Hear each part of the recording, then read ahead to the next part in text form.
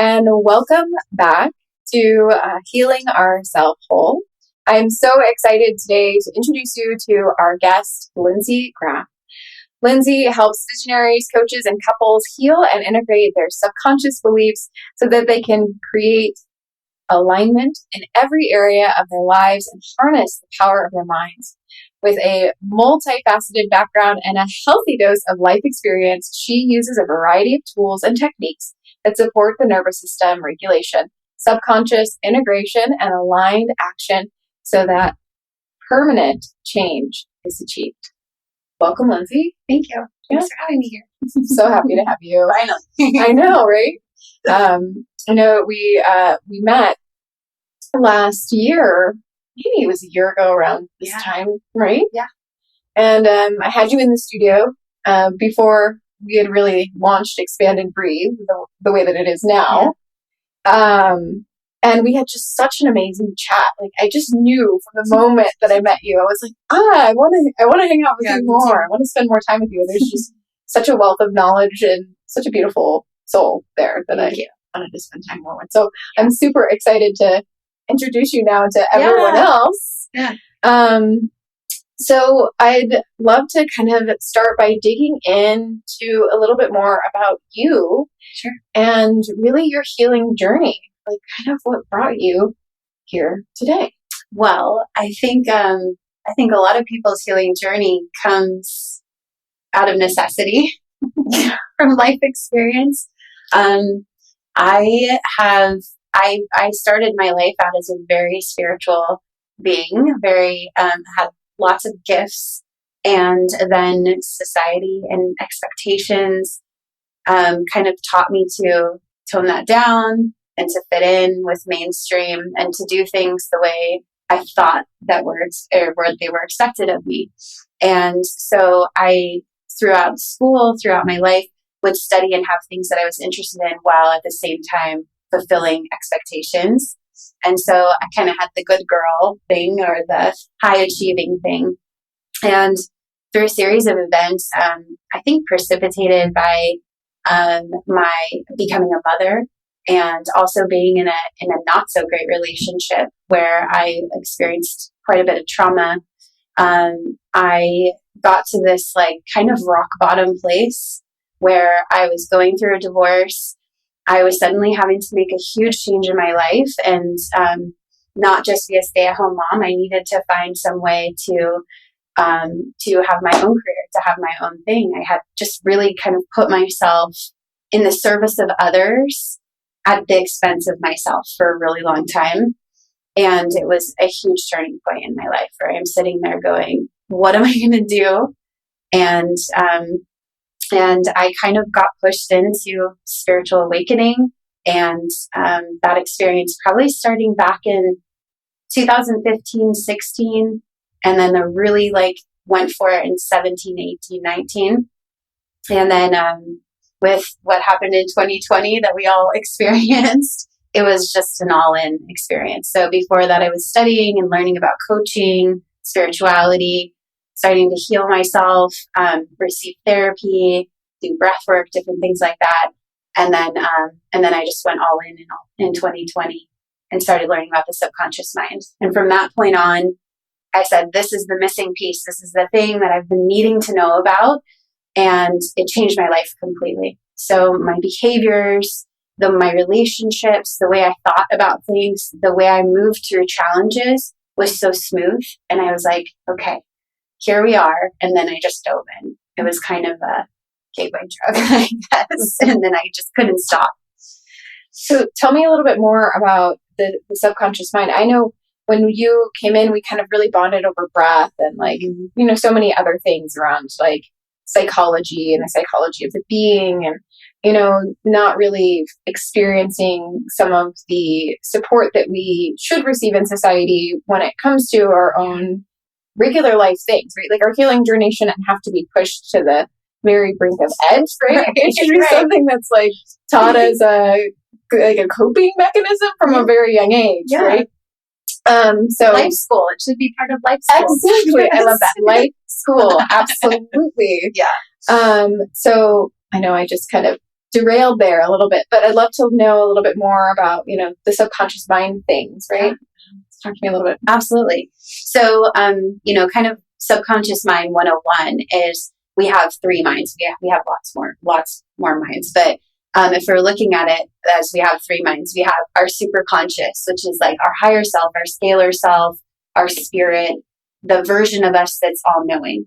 And then we have our conscious mind, which is you and I talking, me thinking of what words I'm going to use next. And then the subconscious mind, which are all of the programs that we have running in the background that keep our bodies operating, like our breath, our heartbeat, our digestion, our blood flow, the cells reproducing, all of those things. If we were to think of all of that stuff in our conscious mind, we'd be absolutely overwhelmed. So everything that can get put on autopilot gets thrown in the subconscious mind.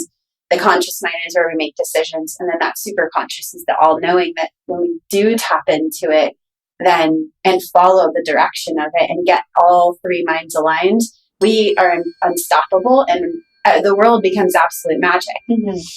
The subconscious mind, what's interesting about it is the programming is installed before we have the ability to make a conscious choice. Mm-hmm. So most of that programming is installed before age 7. And some of it can be from past generations. So epigenetically, we're receiving this, or past lives, if that's part of your belief system. So there's a lot of information that's in our subconscious that, and that's 95 to 98% of our operations are subconscious, where we have a lot of processing ability. It's like a supercharged sports car. Mm-hmm. And then in comparison, the conscious mind's kind of like a roller skate. Mm-hmm. Like you can direct it, but it doesn't have the power behind it. So you can imagine if you get the subconscious power behind conscious actions, mm-hmm. in alignment with our superconscious, our purpose here, mm-hmm. what we really came into this life to experience, then it is a completely different experience. Yeah. And the people who do that are having the next level experience here on earth. I find that one of the first things that I felt really helped me to connect into that was the breath. Mm-hmm. Absolutely. Yeah. Yeah. Yeah. So you're accessing from a somatic experience, breath work allows us to kind of clear away all of the conscious stuff, mm-hmm. to focus on, because breath is actually a conscious choice, mm-hmm. to say I'm going to consciously connect to my breath, or mm-hmm. if that's the breath that we're doing at the time. Mm-hmm. And then it settles us down. It settles our nervous system down, so we're no longer in the fight or flight, and right. We're not in the, I need to go groceries after this. And we really get down into that meditative state and start accessing all of the valuable information in the subconscious mind. Absolutely. And I kind of consider it as an opportunity to tone our nervous system when we can start to really tap into our breath. And then once we are able to do what I call, it's that autonomic nervous system toning, right? Yeah. And we understand, what makes us be in parasympathetic versus sympathetic state. And how can we start to use the breath as a superpower to shift when we're feeling over, to one side, overstimulated or understimulated? Mm-hmm. And how can we tone or tune ourselves by using that breath? But the other thing that I think is really fascinating about it is that it wasn't until I was able to tap into my breath that I was really able to be conscious of my subconscious. Yes, exactly. Yeah. Right? Yeah. That's exactly in order for us to have the ability to even make conscious choices, or to be aware, oh my gosh, that's a program. I learned that because my dad would come home from work every day saying, I can't find a job. Well, you hear as a child, still in your subconscious mind before age 7, I can't get a job. The subconscious mind hears it, pops it down into the programming. Cool, I can't get a job. Mm-hmm. If it doesn't kill you, the subconscious mind keeps it. Mm-hmm. So you may be going into your adulthood with a belief that I can't find a job. That came from something that you heard. It wasn't about you, but the subconscious mind thinks everything is about you. So the first thing I always do with clients, and this is why you and I are so aligned, is nervous system regulation. Mm-hmm. Understand how to, in times of stress, how to breathe, box breath. Super simple. Anybody can learn that. And that's something that you can remember to do in a moment. EFT tapping. So that's something that I teach people as well, is just get back into your body, say, it's okay for me to be feeling this, and let me feel the feels and let me move them through instead of like gripping onto them and holding them. Breathwork has changed my life. And with breathwork, you can hit like, you know, the same highs that people hit on drugs. Absolutely. Like after doing breathwork, I was like, why would anyone need to do drugs? But with a greater sense of clarity versus like, you know, any sort of like potential hangover or what have you. Like, I feel like once I found, I mean, there's so many breathwork techniques out there too. You can't really judge one and say that all things are like that, because there's, you know, there's so much more to it. But I totally agree. You know, whether it's Kundalini or whether it is Qigong or whether it's box breath, you know, there's just so many parts to it. All the cultures have it too. Yeah. Right. Yeah. It's like one of the oldest and most sacred practices within all cultures, you know, shamanic traditions. We don't need anything. Exactly. We can take it anywhere we go, wherever we go, as long as we know how to use it, we can tap into it. And that's what's so beautiful about it. Yeah.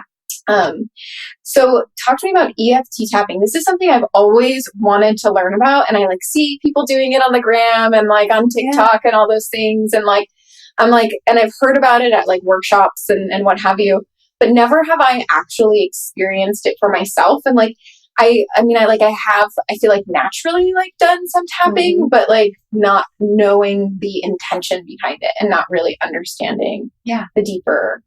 Yeah, EFT tapping is one of those things that you can't do wrong. It's very safe. So it's one of those things you can't OD on, and you can't scare yourself doing. So it's really user friendly for anybody. It's just working off of the meridian points, and essentially you go through a process where you're moving through all these points on your body, and then as you move through them, you're saying the first round. You're saying, I, even though I'm feeling this headache, I deeply and completely love and accept myself. So you say that as you're tapping through each point. The subconscious mind hears that, and the conscious mind is processing that, and the body feels that, and it puts you into a state of peace. So once you get down to a state of peace, or you're lowering the level of distress that you're feeling, then you can go back through and come up with affirmations. So it can be the same thing on each point, or it can be, I've been under a lot of stress and now I'm feeling calm. I trust my body to tell me what I need to know. And you sit and you continue to move through all of those points. And what happens is it's another way to regulate your nervous system. There are some really great books on this too. I love books. So if you've got some recommendations. I'll send you some recommendations. But my favorite book was written by Nick Ortner. I can't remember the name of it. The name of the title is escaping me, but Nick Ortner wrote this book on tapping, and it's so user friendly, and he's got some great stories of who's been using it and how. Of course, it's not in replacement for medical advice or anything like that, but people are using that to help themselves heal from chronic illnesses. It's been used in applications of cancer. So, again, what that's doing is reaching into the subconscious mind and changing a program about how we're safe or how our body feels. And where we're going with health, where we're going with wellness is going into the mind. It's going to be there. And so all of these things that we're doing are going to be at some point, I see in the future, being paired with medical, being paired with all of these other things that have been in control up until now. Absolutely. They're all complementary treatments to help aid the process, right? Yeah. One of the things that I wanted to mention was, so for me, like the subconscious mind, something that I find that comes up a lot is that the subconscious mind, I feel like, really lives in the body. And because I feel like our body doesn't know any other way to communicate to us other than through the body, right? And if we don't have that connection, mind and body, then we can't really start to understand what our body is trying to communicate to us. Do you agree to that? Totally. Yeah. So the subconscious mind communicates with us in emotions. Yeah. It can't verbalize to us. It can't do sign language. It can't send us like a message. Mm-hmm. So the best way that the subconscious mind communicates with us is in emotions. Well, a lot of the first emotions that it gives us is anger. Mm-hmm. So when someone's angry, usually that's a push away, stay away emotion, which is really saying I'm holding like pain and hurt. I'm holding something here and I'm protecting it with anger. If we say, oh, I'm angry, and then we hold on to it and grip it, well, if we hold on to something really tightly, we don't let it move through, it's actually causing us pain and tension. And tension and pain, or tension is what causes pain. Like anyone who does these ecstatic births will tell you, by not holding tension in your body, you can actually have a pain-free birth. But we have a belief in our society that birth should be painful. Well, that was just put on us. So if you experience an emotion, the best thing to do is to allow yourself to feel it. Wow, I'm feeling really angry. What could I be feeling angry about? I'm not going to worry about that right now. I'm just going to feel it and move it through. And then you allow yourself to feel the next emotion, which is usually sadness. And then after you feel sadness, the next one is you realize what you're afraid of. And then the next one, you might be feeling guilt and then shame after that.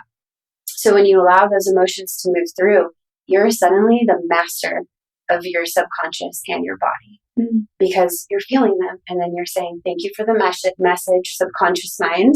I'm going to release the emotion. I'm going to accept whatever the learnings are. So every emotion is attached to learnings. I do this work with clients. It's called timeline therapy. And we go back to the very root situation that they first maybe felt an emotion like fear. And it's usually before age 7, anytime before age 7. And they'll note where the fear is. They'll see the event possibly. And then they'll allow the emotion to leave their body and they'll collect the learnings in return.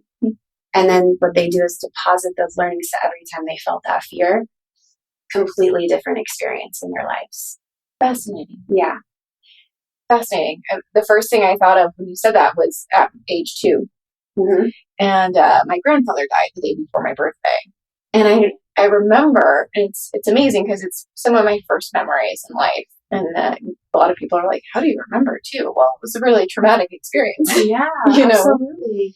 And I remember laying in the hallway at my grandma's house, and my grandma was grieving, and not really understanding like why everyone was upset and the whole grieving process, and wanting my grandfather, and like kicking the walls in the hallway, and also wanting a bottle.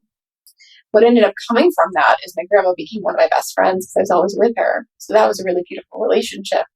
But I didn't realize like how much, like that intertwined how that created this intertwined relationship with my grandmother and what have you. But I'd be really fascinated to see where that fear has like along the way. The first time your subconscious mind sent up fear, it was trying to give you a message, some learnings. And then every single time since that you felt that same kind of fear, then, or same kind of anger, whatever it was, then you're going to have the same experience in other situations in your life. So you may be able to even think of times since then where you kind of felt that like frustration, like wanting to kick the walls, a confusion and feeling sad and not knowing why everyone else was sad around you and you wanted something but you hadn't gotten it yet.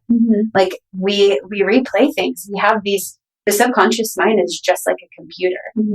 And then that program repeats itself if it doesn't kill us, basically. Right. Because all the subconscious mind really cares about is keeping us alive. Right. Survival. Yeah.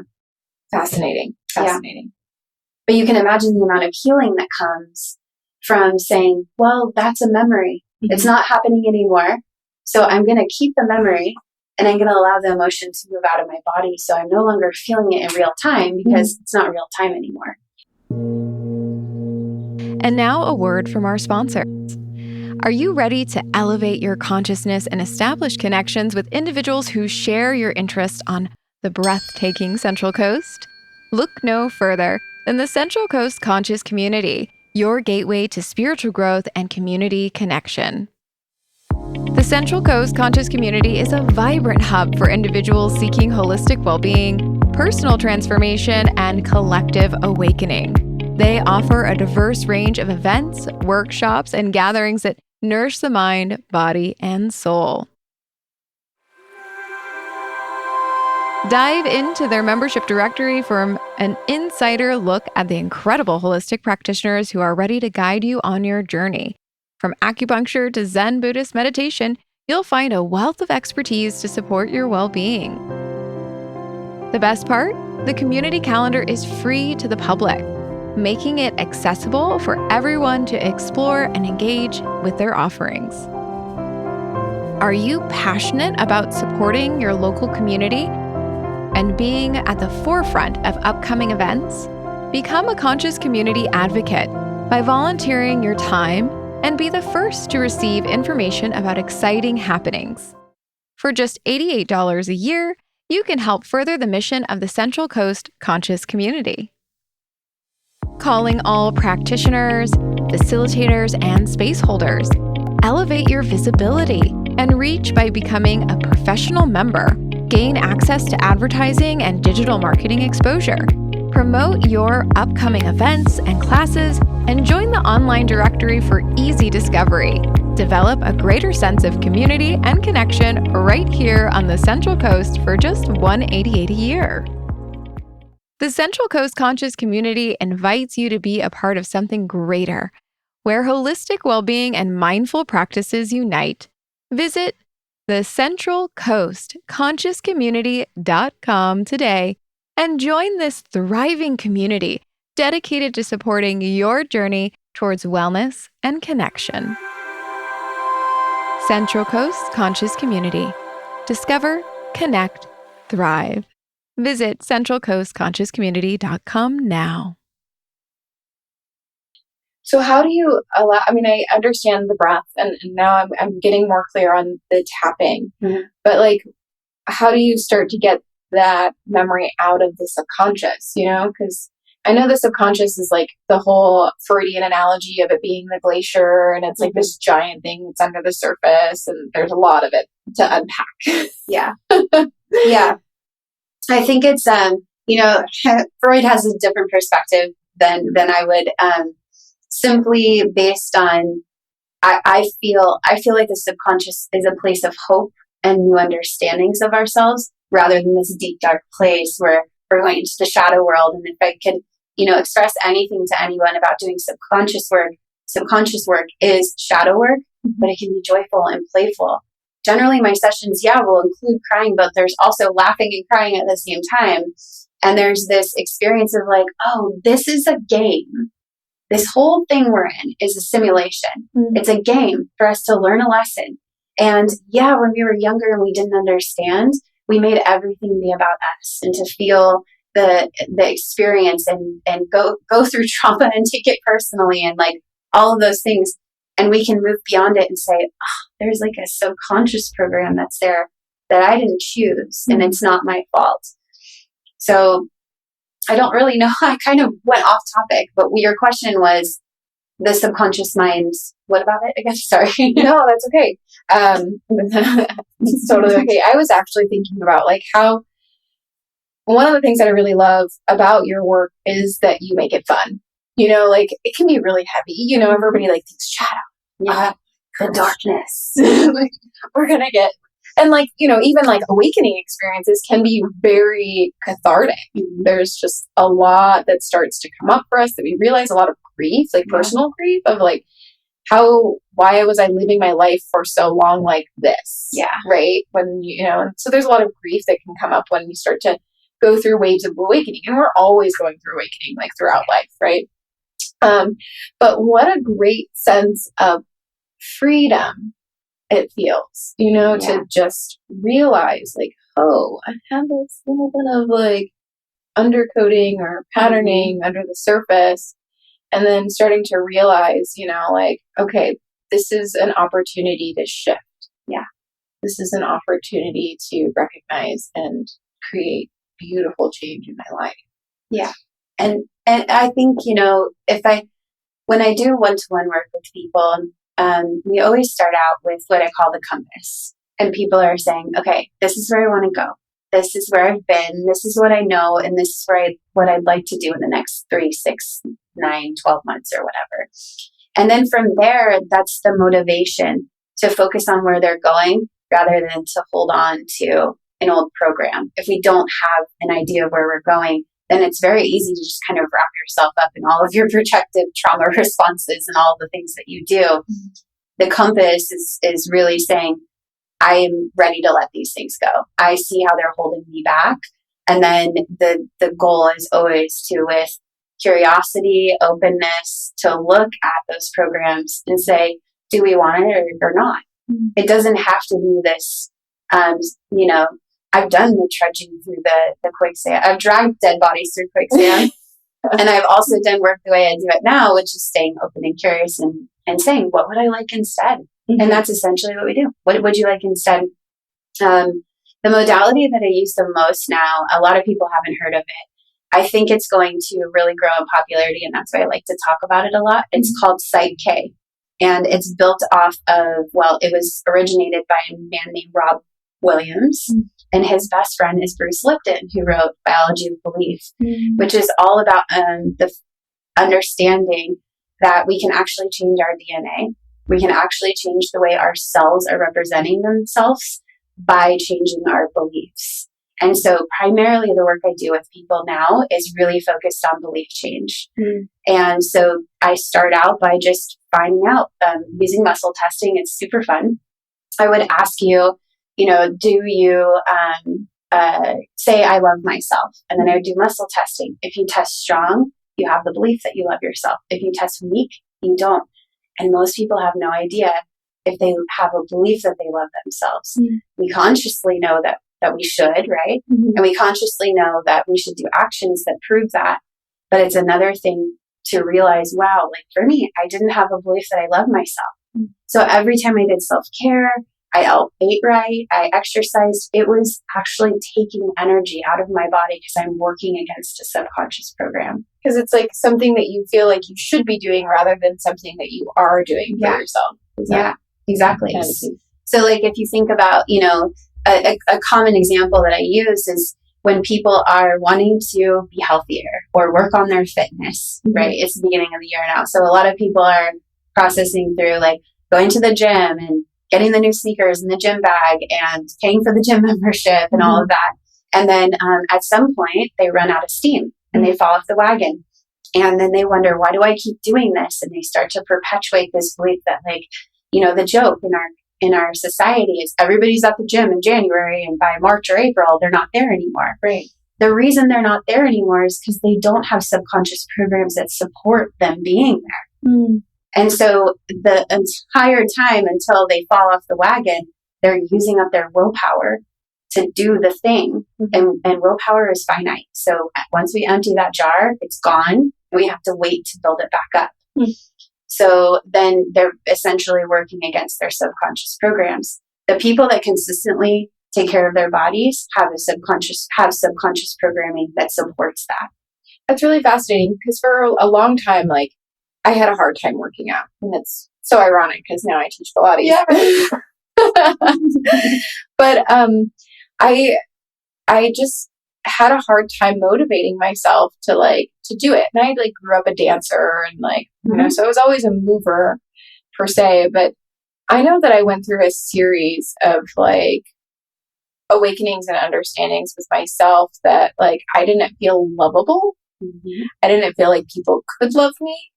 And that I also didn't know if I loved myself. Yeah.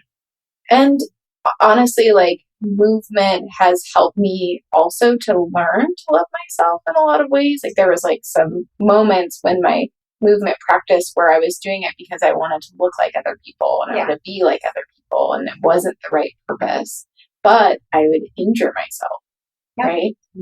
So, and then it wasn't until I was wow, I want to do movement because I want to learn more about me and I want to start to share acts of loving kindness with myself and my purpose, knowing what my purpose was and being able to remind myself that my purpose is I want to live a long and healthy life where I can sustainably take care of myself in the ways that I need to, because I've had this huge realization that my body is my temple for as long as I'm here in this lifetime. Yeah.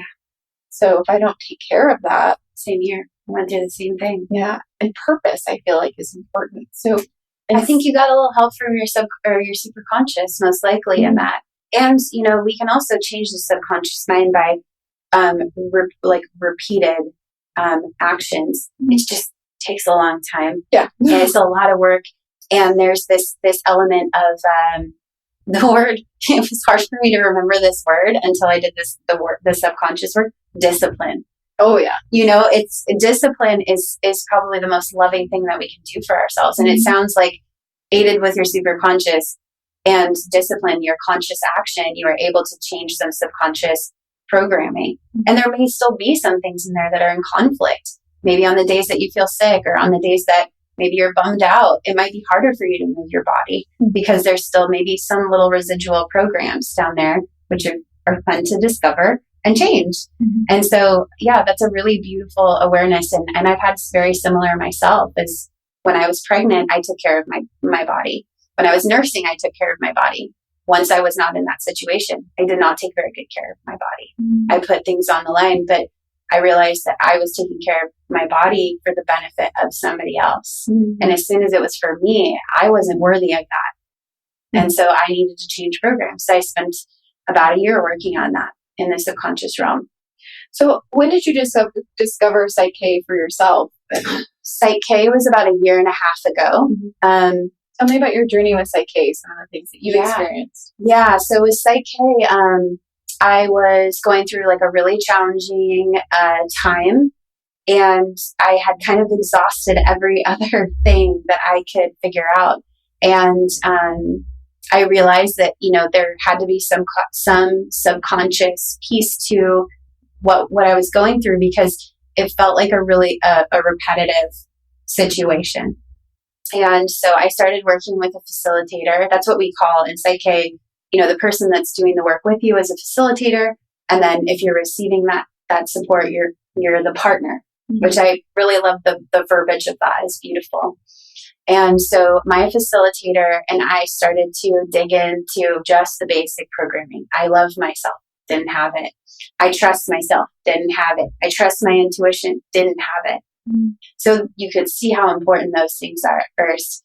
We just got a real base level of those beliefs, and then we did some larger, what we call balances. So balancing the belief into both hemispheres. So they're both on board with the belief. That's why we call it balancing.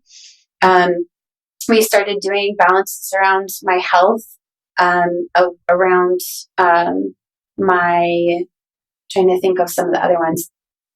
Really what it was discovering where I was in a codependent relationship with needing a villain in my life. So there's something called the drama triangle. Essentially, the drama triangle, if you're participating in it in any shape or form, you're in a codependent relationship with anyone else that's in it with you. So there's the victim, there's the persecutor, and there's the savior. And it's different terminology for each part. But at any given point, we can be playing one or more roles in our life. And for me, I had unconsciously taken on the role of a victim. So there were different people in my lives that's very telling, isn't it?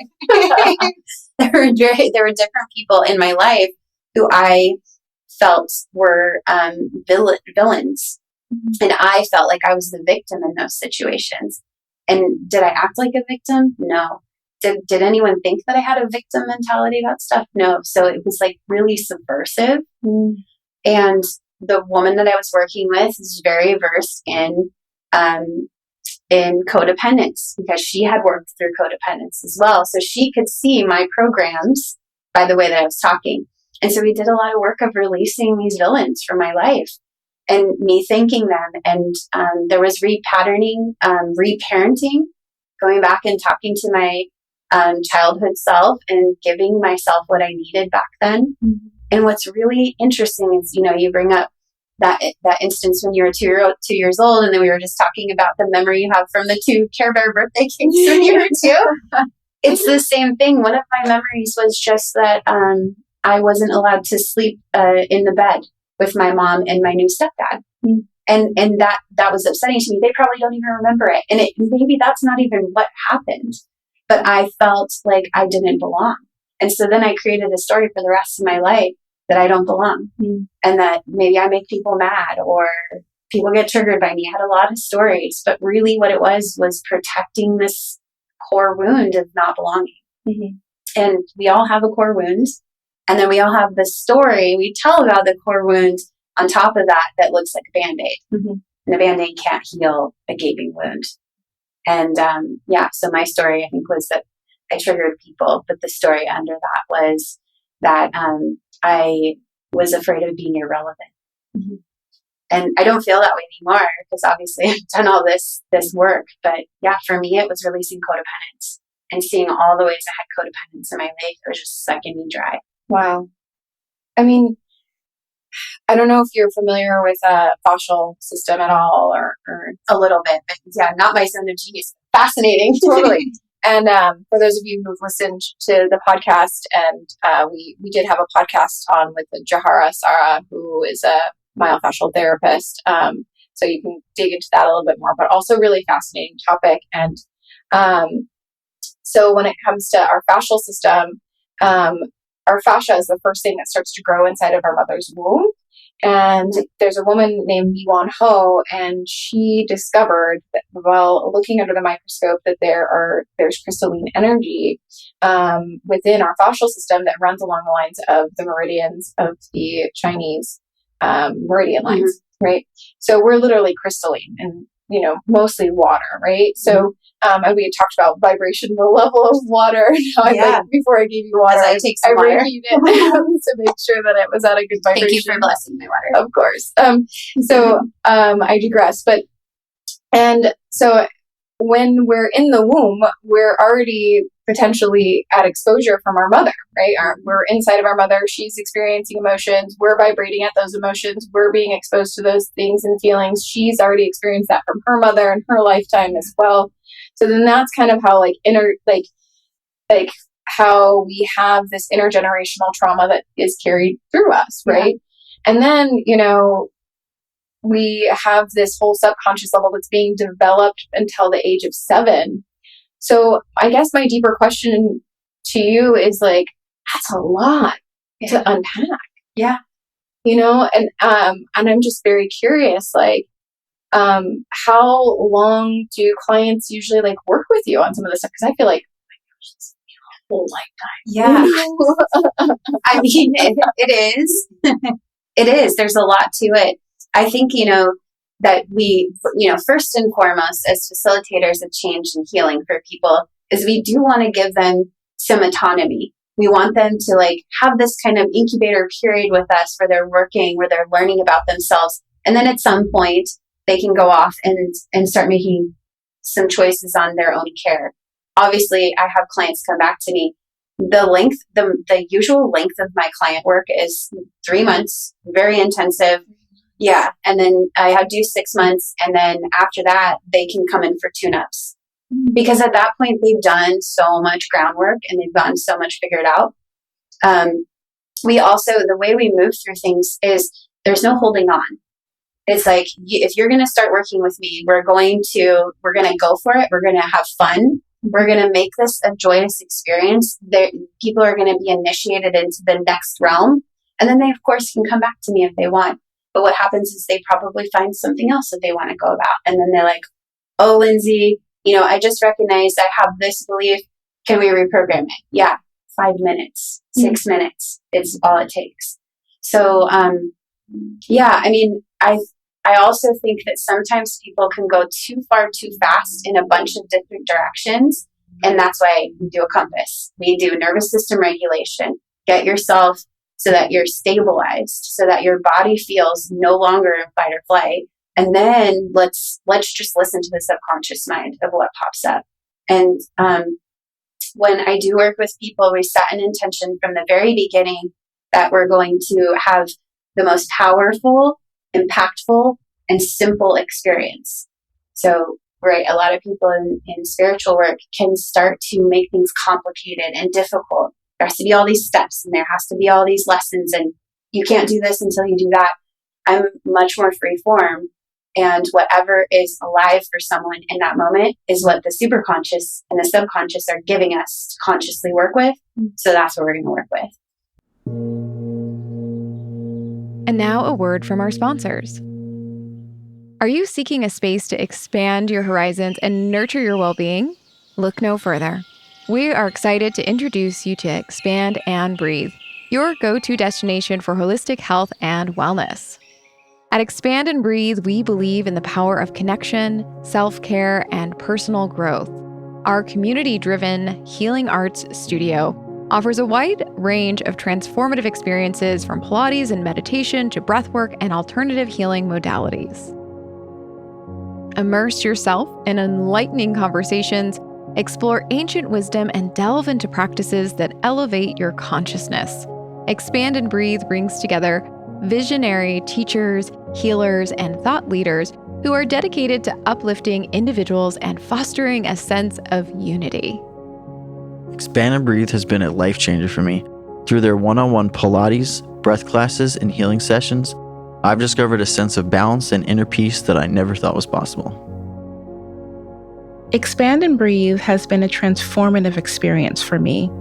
The program's holistic approach to personal growth and well-being has empowered me to expand my horizons, find inner peace, and embrace a more fulfilling life. Whether you're a seasoned wellness enthusiast or just beginning your journey, Expand and Breathe has something for everyone. Visit our website at expandandbreathe.com to explore our offerings and join our vibrant community.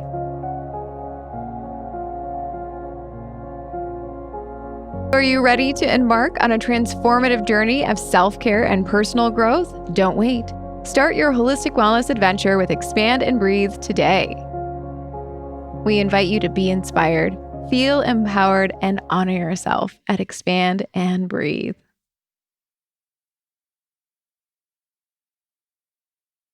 So I love to allow, there's this feeling of allowing the superconscious and the subconscious to give us fodder to work on. And then after an hour, we go about our way, we see how things are going.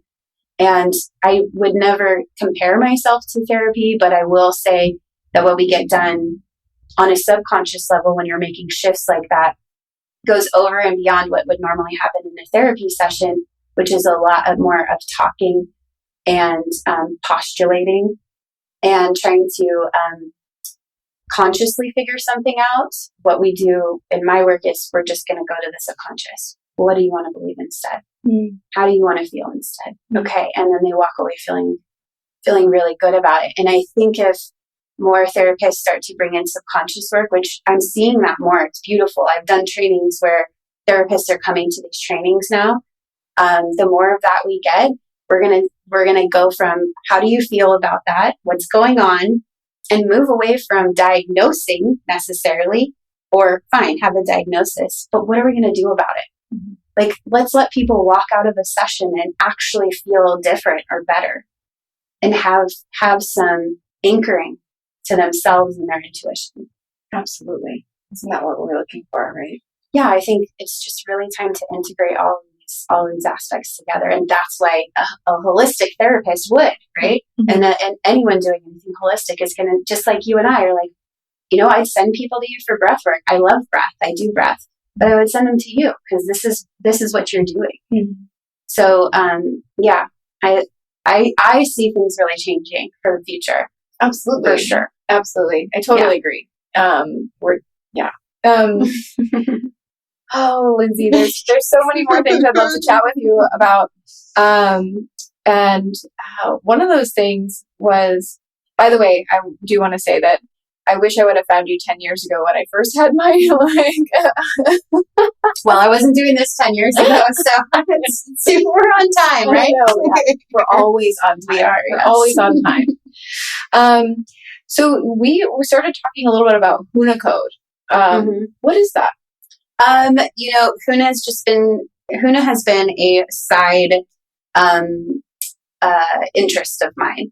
So I have been fascinated with shamanism, and so I started looking into all the different shamanism in the world, and HUNA stuck out for me. And as I was learning about the conscious, the subconscious, and the superconscious, I'm reading in a book about HUNA, and they're describing this to a T. And I go, well, that's really fascinating. And then some of my teachers of subconscious programming and whatnot, because I've been in this for a while and I've done a lot of different subconscious modalities. I've just selected what I really like to use. But all of them always reference Ho'oponopono and HUNA. And so, I don't know where I'm going with HUNA and all of that, but I definitely enjoy studying it. It really resonated, like it was like one of the cellular feelings. And so it's just that one of my fascinating, I call them side quests. I love it. I've got lots of side quests. Yeah, crystals and meditation and and like all of these things. And HUNA is just one of those. For me, I have a background in anthropology and social sciences. So to learn about cultures and to learn about religions, and HUNA dates back to like one of the very first examples of spirituality, and tells the story of the world in a way that is so delicious to me. So it's Polynesian, correct? Yeah, yeah. And HUNA is expressed, and I'm no expert on this, so I whoever's listening or watching this, I'm not an expert. But HUNA is the most modern iteration of the very first, which is indescribable. But the understanding is that the universe, or the great beyond, or the never, or the always, or whatever we want to call it, this consciousness is actually dropping down the same message all over the world. So it's kind of washing the world in the message that we all need to hear. And when people are attuned, they can hear the message. And so we see that, there is Jesus and there is Buddha, and, we have all of these different thought leaders who got the message, which was love, right? And then they start talking about it. And then human nature is to follow as though they were a leader. And that was never their point. Their point was just to say, hey, I got this download and I want to share it. And it's just to love each other. And then a religion forms out of it. But the reality is we could all access those things. And so for me, understanding superconscious, conscious, and subconscious integration, and having the body in alignment with receiving these downloads is my priority. That's beautiful. And it's simple to teach other people that they can do it for themselves. That's amazing. It's always nice to be able to put somebody in their own driver's seat and absolutely make them, or allow them to feel empowered in their practice. Yeah, that's just so beautiful. Yeah. And Ho'oponopono has been a huge transformational healing process I know in my own life too. Yeah, and especially for my clients. It's, practicing Ho'oponopono is the opportunity to understand forgiveness. And it's not just forgiveness within our own individual relationships, it's forgiveness for all aspects of our relationship, and even the relationships of our ancestors, whether they're the relationships of our ancestors with ourselves, or with the earth, or with one another, or how things have evolved and changed throughout the past and the present. And to be able to really tap into the power of forgiveness can start to cultivate compassion, which is so imperative for us to be able to vibrate at the level of love for one another and see that love for one another, Yeah, and I think through Ho'oponopono, that allowed me to leave the victim patterns behind as well, which was, forgiving myself. We say those statements to ourselves. It's not that we're saying it to have someone else forgive us. We're saying, no, we're all one. We're all the same. So if I have a problem with you, I actually have a problem with myself. So I want to get right with myself. It is a very beautiful process of finally taking responsibility for what's happening in our outside world by going within and changing that, so that, not so that the outside world reflects what we desire, but that's what happens as a side effect. Beautiful. Yeah. I mean, I love it. And every book that I've read on HUNA and Ho'oponopono, at the end, I'm like, I see you. And I'm like crying and my husband's walking in, like, what's going on? Like, there she goes again. Yeah, exactly. And he's like, oh, it's cool. I like it. That's beautiful. Very supportive husband. That's so, yeah, that's awesome. You deserve that. I love that. Thank you. We all deserve that. I love that for me. I love that for you.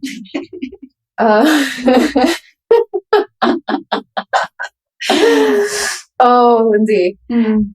Is there any like tips or short practice or anything that you would like to share with our audience that might be listening or watching this? Yeah. I think, since we've talked about the subconscious mind so much, there's a kind of a loose practice that I use daily. And the first thing that I like to do is start by doing some breath to get myself settled in. Just like before we started this podcast, we dropped in with each other, with all the spirits around us, everything.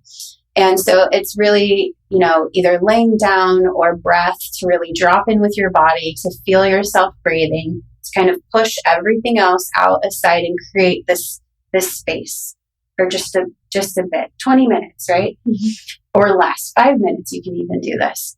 And once you've settled yourself in, to just listen and to just say, okay, subconscious mind or superconscious, give me a message. What do I need to know right now? And then just journal on that.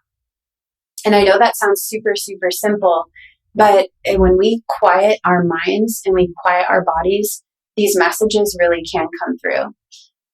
Another way to receive messages is that at night before you go to bed, this is a beautiful one actually, you task your subconscious mind, because it's a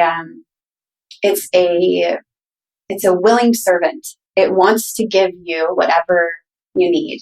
You can command it to do something. It's like a dog, that really likes to receive commands. So you give this command and you say, subconscious mind, when I wake up in the morning, within the first 20 minutes of waking up, I would like to receive a message on ... And so when you wake up, you use the first 20 minutes of your day, not on a phone, right? Not checking email, not turning on the TV or the radio or anything like that. And just allowing yourself to move through your morning, stretch, whatever you're doing. In those first 20 minutes, you'll get the download. And then taking that and moving forward in your day with that message. And it sounds so simple, but we're not utilizing, in our society, we're not utilizing the subconscious mind for everything that it can do. I think our subconscious minds are kind of like frustrated. We're not giving them more instructions. And if we did, we would probably receive a lot of what we needed to know. That's beautiful. And this is coming from a mother of 2 children? Three. 3 children. So a mother of 3 children, it's possible to take 20 minutes. Yes. For yourself. I just lay in my bed and I let whatever come in. Yeah. Yeah. That's beautiful. Yeah. Is there anything else that you'd like to share with our audience? And I know there's so many beautiful things that you do, and I'm just so excited about your practice. I know we had mentioned that it's even a really great process for integration with things like like plant medicine. Plant medicine. Yeah, absolutely. Yeah. Talk to me a little bit about that, as an integration process. Yeah. So, it seems like more people than ever, and this could just be from my limited life experience of, being on Earth during this time. So I don't know how everyone's lived, hundreds of years ago or whatever, how they went about things, but it seems like more people are desiring to have spiritual experiences and to tap into inner knowing, which is our subconscious mind, and connection with our superconscious. And so the use of plant medicine, having spiritual experiences, going on retreats, doing personal work, even therapy, all of these things are amazing. And a lot of people are missing the boat on the integration piece. So you have the experience, and then you see these people that are just floating, or they're going ayahuasca ceremony, monthly ayahuasca ceremonies, but not having integration afterwards, which is really needed because we need to understand, okay, what's my new awareness and what could I change? And for me, always completing an experience like that would include some action.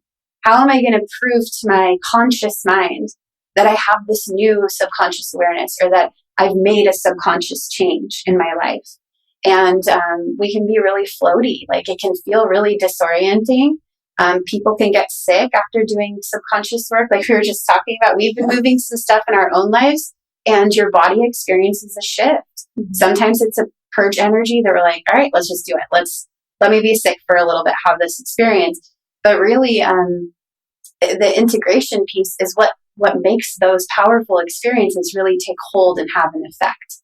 And so that's kind of the realm that I'm moving into now, is working with people who have received plant medicine or gone through some sort of ceremony where they have a new awareness, or they feel like a different person, or, they maybe don't recognize themselves in the mirror anymore, and creating new belief systems and having new subconscious patterns, or removing old ones that were problematic, so that they can actually feel fully integrated in that experience, rather than, okay, that was a plant medicine ceremony, or I went on a trip and then there's nothing to decompress about or to debrief about. Mm-hmm. Like if an organization has an experience, like say they put on an event, afterwards you debrief. What went well? What didn't go well? How are we going to move forward? All of these things. What did we learn from this? Exactly. Yeah. What did we like? What didn't we like? All of these things. We need to also do that for ourselves. Mm-hmm. So if there's anything impactful happening in our lives, we should do some sort of integration afterwards. And I think that piece is missing. And I would love to just, bring awareness to that. And I think integration is the most important part of the process. It's not actually the physical process of going through it. It's what do you walk away with? Like, what did you experience, and how can you use that to better your life from the experience? Because otherwise you're just missing the point. Yeah. It's like you could go to a million yoga classes in your life, but if you didn't actually integrate the experience or what you came to realize while you were in yoga, you're actually fucking bypassing. Right. Yeah. Totally. So just go to yoga and feel good like you're taking ibuprofen, or do you want to go to yoga and say, oh, I have a new awareness about myself. Mm-hmm. This is how I'm going to include it in my life now. And that's where the union happens, exactly. Right? That's where the yoga happens. Yeah. Beautiful. Mm-hmm. So yummy. So many yummy thoughts. Well, it's so fun to talk to you about these things, because I'm coming from my world and you're in yours, and then we have these different angles of a crystal. And so then we're looking at it and you're like, oh, I see purples and blues. And then I'm like, from my side, I see greens and yellows. And then we turn it and then I can see it the way you see it. And I love talking about this with you. It's beautiful. Oh. So thank you. Thank you. It's always a joy to have a conversation with you. I'm so glad to have you back in the studio. Yes. I'm super excited for your upcoming workshops at Expand and Breathe. Yes. And for more people to be exposed to your work, because I think it's very powerful on so many different levels. And where can people find you, Lindsey? I have my website is lindseygraf.com. And then on Instagram, it's lindsey.graf or at lindsey.graf. Mm-hmm. And I'm around and slow. I love it. I love it. Thank you so much again. Thank you so much. Making time. And thank you all for being here today, for spending some time with us, wherever you might be. And we look forward to speaking to you again very, very soon. All the information for Lindsey will be made available to you, including any important books or recommendations that Lindsey might have for you as well. The Tapping Solution. That's the name. The Tapping Solution. I knew it would come up. Thank you. Thank you, Lindsey. All right, everyone. So much love. So much love to you all. And namaste.